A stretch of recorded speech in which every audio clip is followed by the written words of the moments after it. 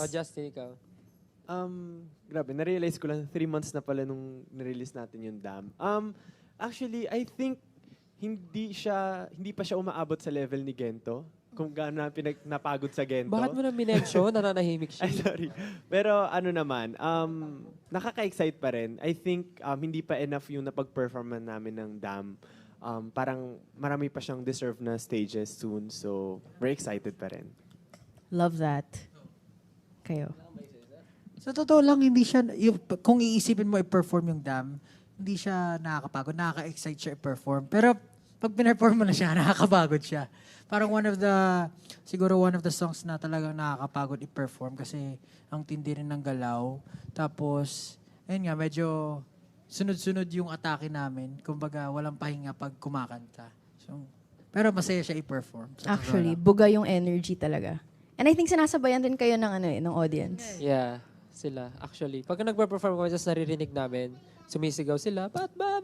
Parang, hindi lang tayo nagpa-perform, pati yung audience, yung 18 nagpa-perform. So, mas nakakadagdag yun ng energy sa amin and mas nabuboost lalo yung confidence namin to perform.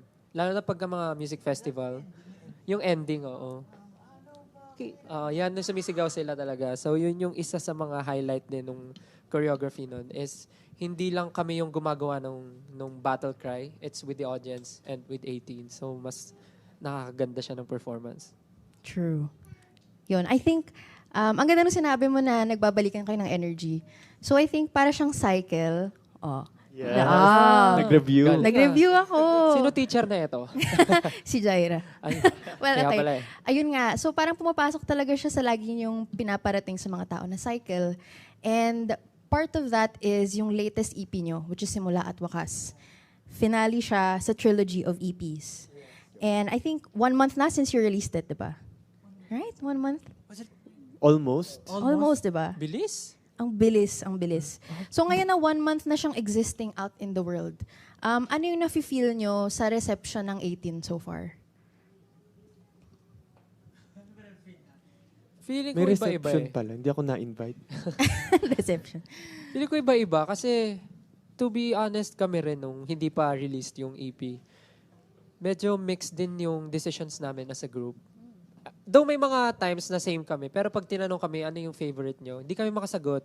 Kasi talagang iba-iba siya, iba-ibang genre, and iba yung kaya niyang i-offer sa audience. Depende na lang siguro sa mood na pinagdadaanan ng tao. But I guess yung reception ng 18 is iisa lang, which is they're very happy and excited sila mapanood yung live performances ng mga songs. Kasi from different genre to different emotion, syempre iba rin yung gagawin namin when it comes to live performance. So, listening to the EP itself, talagang iba rin yung sa ibang dimension kanya dinadala talaga eh. Like, from kanina masaya ka, ngayon, mapaparealize ka saan mo ginagamit yung time mo to wala ka nang pakialam, sino ka ba, tumabi ka. Ganun yung roller coaster ride niya. So, yun yung pinaka overall na nakuha namin sa 18. Na parang, iba-iba man yung genre na gusto natin, but really, we enjoyed this EP. So, parang, ano siya, journey rin siya. Hindi lang siya ng listening ng EP namin, but of course, they can visually see yung journey rin namin as SB19.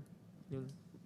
True. Parang for any emotion, may pasok na Tama. at any journey. I love it. So, alam ko na this is the finale in a trilogy. At feeling ko, with any finale, meron talagang pressure eh. So, pwede nyo bang ikwento kung ano ba yung nagbunga ng idea of Simula at Wakas? Ano yung idea behind it?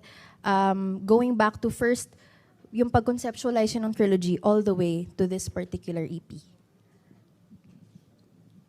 Siyempre po, i-explain niya nung nag-isip.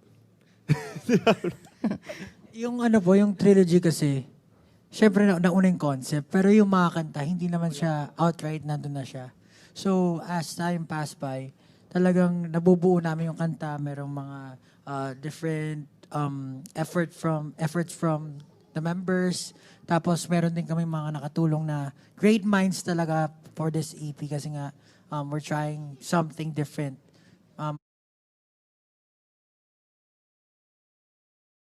Marami rin kaming in-explore na hindi pa namin nagawa before. Like, yun nga, yung CGI na MV namin. One of the risks na tinake talaga namin. Kasi kapag kapag ginawa mo siya, kapag hilaw siya, medyo cringy siya eh. So, satisfied naman kami. Pero syempre, yun nga eh. Lagi mong itatry higitan yung sagad na. Ano ba ba? Ang dami namin nakatrabaho na sobrang gagaling. Yun lang yung masasabi ko. Kasi